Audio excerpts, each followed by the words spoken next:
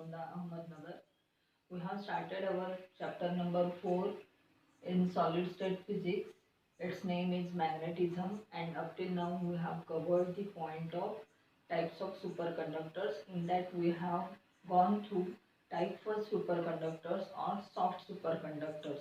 In today's lecture we are going to see what are the type 2 superconductors or hard superconductors.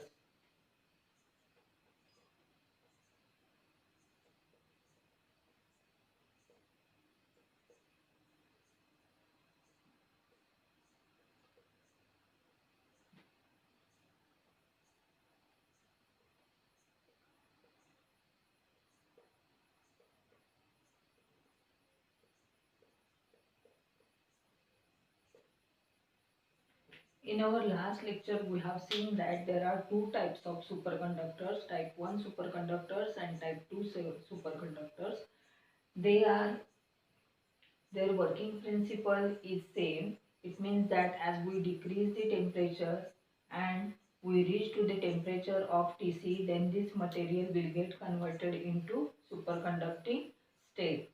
And the working principle behind the type 2 superconductors and type 1 superconductors are the same, only difference is in their Meissner effect.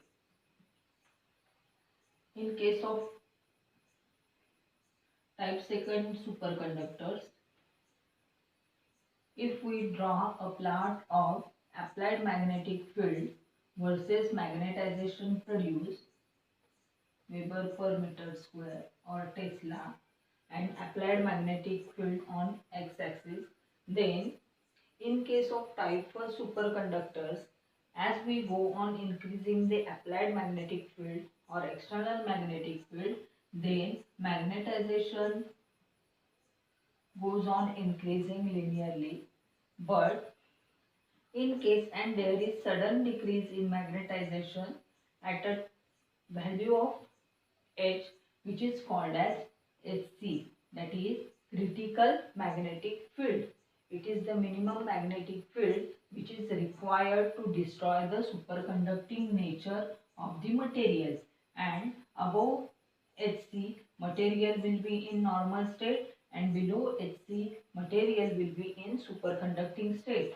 But in case of type 2 type 2 superconductors, as we go on increasing the H value, then there will be increase in magnetization up to certain value, and that value is called as HC1, that is lower critical magnetic field.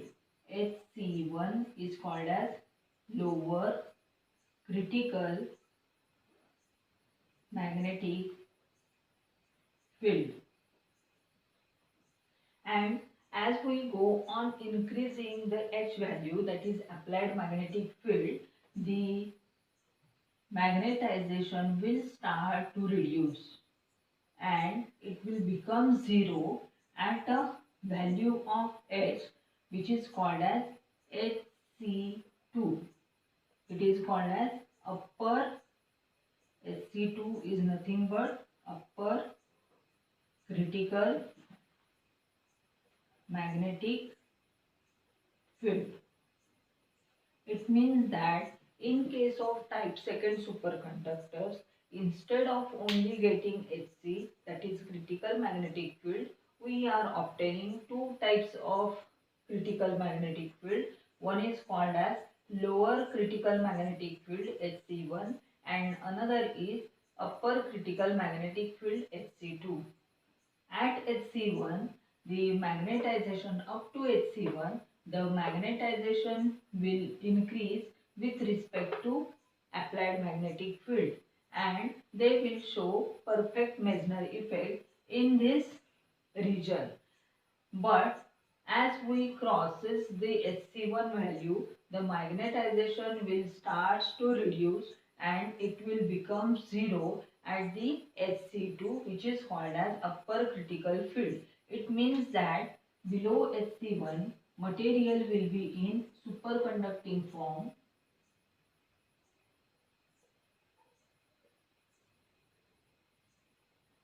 It means that it will show the perfect Meissner effect, and above HC1, that is above HC1 and in between HC1 and HC2, in between HC1 and HC2, material will be in mixed state. Material will be in mixed state. Mixed state means it will be in superconducting form plus normal form. And this state of material is called as vortex state. Vortex state. That is, in type 2 superconductors, there are two critical magnetic fields, Sc1 and Sc2, and in between Sc1 and Sc2, material will be in mixed state, that is superconducting state and normal state, and it is called as its vortex state. Above Hc2, that is the minimum value which is required to destroy the superconducting nature of these type second superconductors is Hc2, and this above this value the material will become normal. Material will become normal, that is it will acquire its normal state. It means that at Hc1, up to Hc1, the external magnetic field will expel from the interior of the superconducting material. In between Hc1 and Hc2, the external magnetic field will start to penetrate the given superconducting material, and above or at Hc2, the external magnetic field will fully pass through the material, and hence it will get converted into normal state. So this is the behavior of applied magnetic field and magnetization produced in case of type second superconductors. So the value of Hc2, that is upper critical magnetic field, is in the range of value of Hc2, it ranges in between 20 to 50 Weber per meter square. This value ranges from 20 to 50 Weber per meter square, and hence this material, that is these superconducting materials, they are having the higher value of critical magnetic field. Means critical magnetic field is the minimum magnetic field which is required to destroy the superconducting nature of the material, and this value is higher as compared to type first superconductors.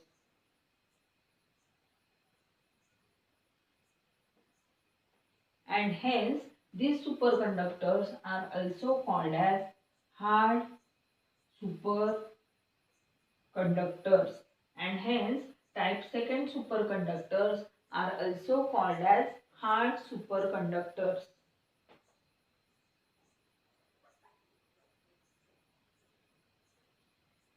And the critical magnetic fields which are produced by using these superconductors, they are having high capacity, that is they are used to generate the magnetic fields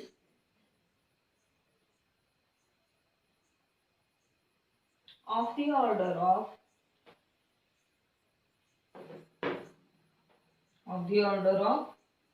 10 Tesla or more. Such type of magnetic fields can be produced with the help of type second superconductors.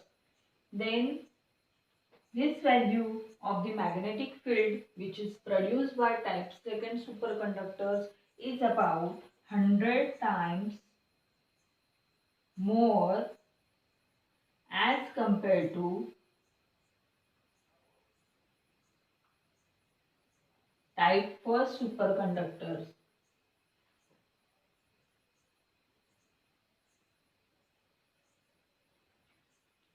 So the magnetic fields which are produced are very high and their value is about 100 times greater than that of type 1 superconductors. Then the examples of the superconductors are thallium. Examples of type 2 superconductors are thallium, then niobium.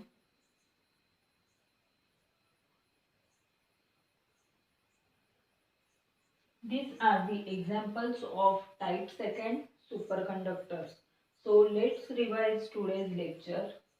In today's lecture, we have seen what are the type 2 superconductors. Type superconductors are also called as hard superconductors. Their working principle is similar to type 1 superconductors.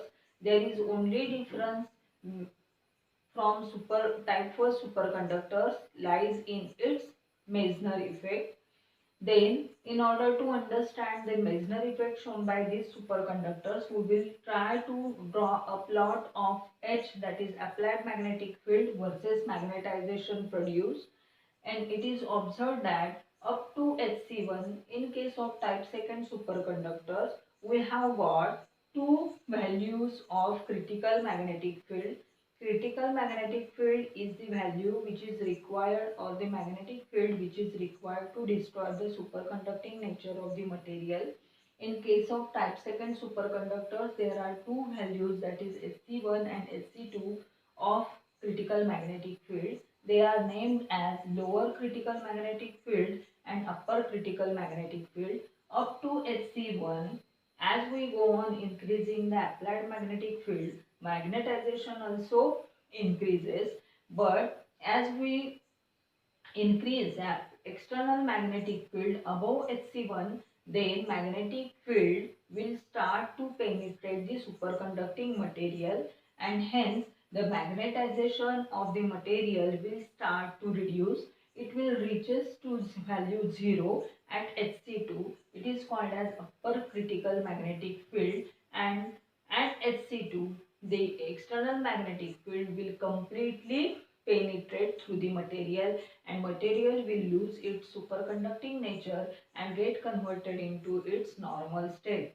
In between, below Hc1, the material will show perfect Meissner effect, that is, it will be in superconducting form and the magnetic field will expel from the interior of the superconductor, but in between Hc1 and Hc2 material will have mixed state, that is, it will lie in both superconducting and normal state, and this state of the material is called as vortex state, as the Hc2 value which is required to destroy the superconductivity is very high, of the order of 20 to 50 Weber per meter square, and hence these superconductors are called as hard superconductors.